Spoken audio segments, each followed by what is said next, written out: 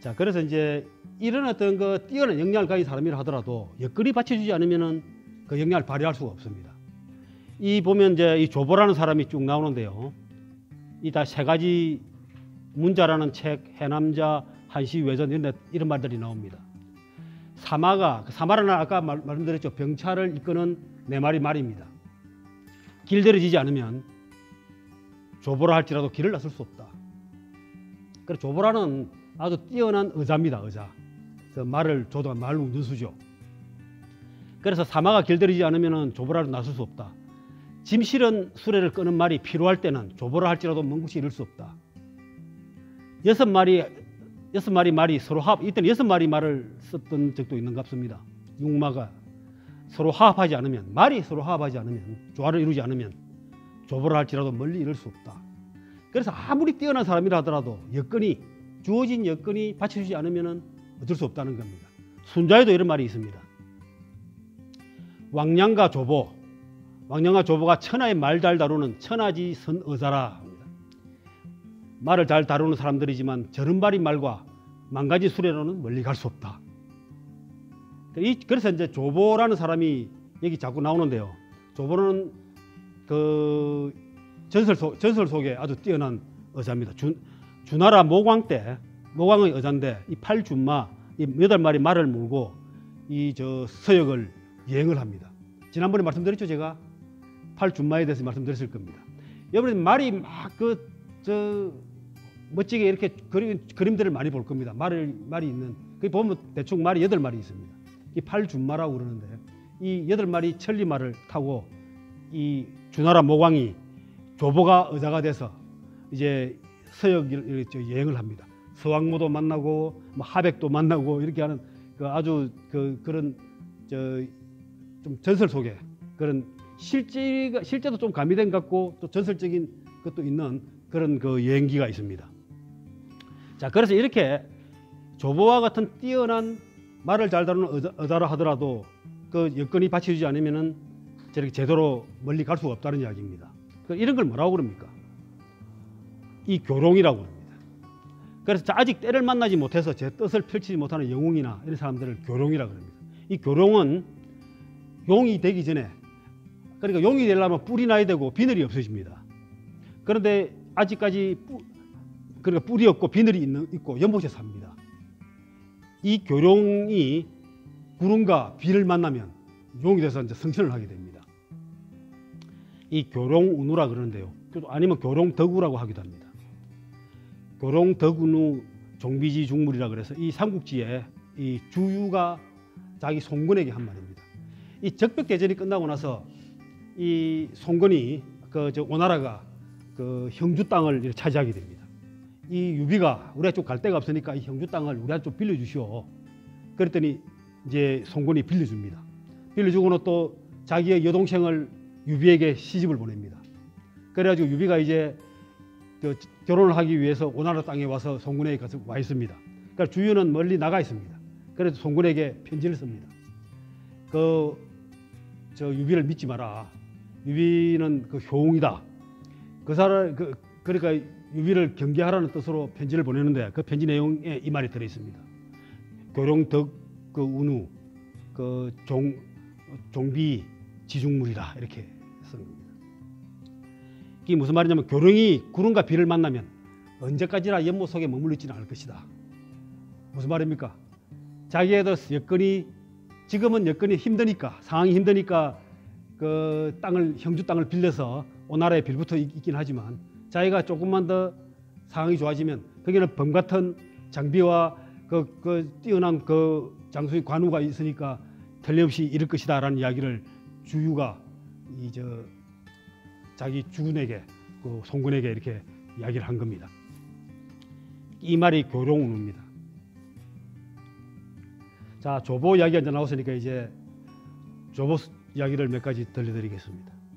이게 이제 한비자에 나오는 말입니다. 조보가 김을 메고 그러니까 밭일을 하고 있습니다. 한 부자가 아버지와 아들이 수레를 타고 지나가는데 말이 무엇에 놀란지 움직이질 않습니다. 말이 꼼짝을 하지 않습니다. 그러니까 아들이 수레에서 내려서 말을 끌고 아비가 수레를 밉니다. 아들은 말을 당기고 애비는 밀고 그러면서 조보에게 술에 미는 거 도와달라고 청합니다. 그러니까 이제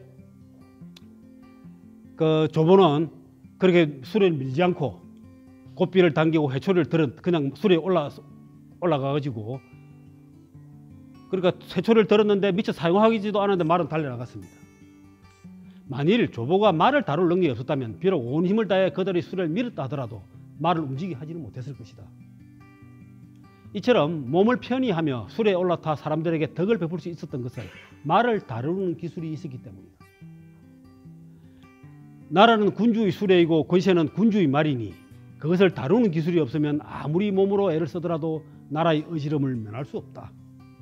다루는 기술이 있어야 몸은 그것을 편안히 즐길 수 있는 것에 처하게 되며 제왕의 공덕에 이룰 수 있는 것이다. 이 이제 한비자에 나와 있는 말입니다.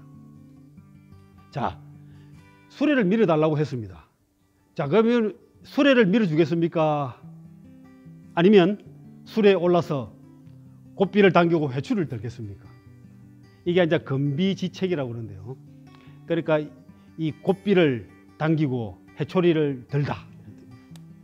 그러니까 고삐를 당기고 회초리를 드는 순간에 말은 그냥 달리 나갑니다. 그런데 그것을 뒤에서 아무리 조보가 민다 하더라도 그것을 말은 그 마찰은 빠져나오지는 못했을 겁니다.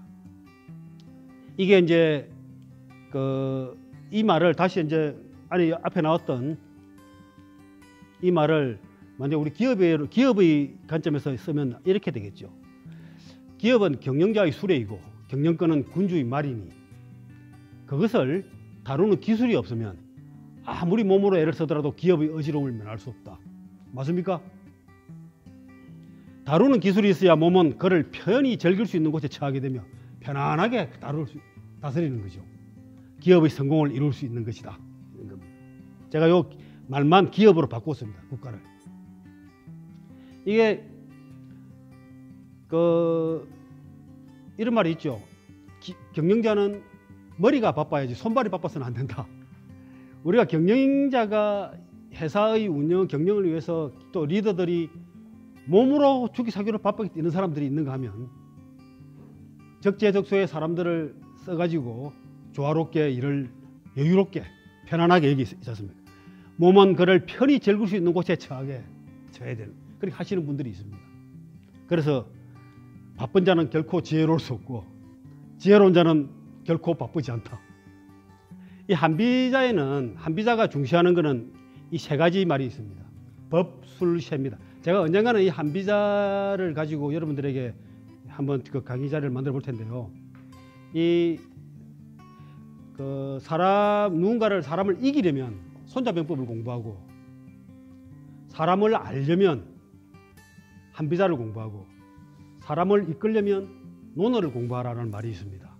그러니까 제가 손자병법을 참 좋아해가지고 재작년 이렇게 해서 손자병법을 여기서 6개월 동안 7번을 강의했네. 7개월 동안 강의를 했는데 그렇게 하고 나서 또 한비자를 쭉 보니까 이 한비자가 이 경영인들에게는 더 의미 있는 내용이다 싶어서 오늘도 나오는 이야기 한비자 이야기 많이 나옵니다만 다음에 한비자를 따로 해서 이제 좀 심화 학습을 한번 해보도록 하겠습니다. 이 법, 술, 쇠를 매우 중시하는데요. 이 법은 뭐냐면 그야말로 법입니다. 그리고 시스템이죠. 국가의 시스템을 얼마나 잘 갖출 것인가. 술은 통치술입니다. 통치의 기술입니다. 그게 이제 여러 가지 아주 다양한 술을 말하고 있고, 그리고 쇠는 카리스마, 권세, 쇠를 말합니다. 카리스마를 말합니다. 그래서 이 세 가지가 군주로서 리더로서 갖춰야 될 덕목인데요. 이에 대해 매우 중요하게 생각하고 있는데 이런 어떤 말과 마차는 국가고 말은 뭡니까? 자기의 카리스마 세력입니다. 그럼 회초리나 이런 것들 술을 가지고 어떻게 할 것인가 하는 걸 예를 한번 보시죠.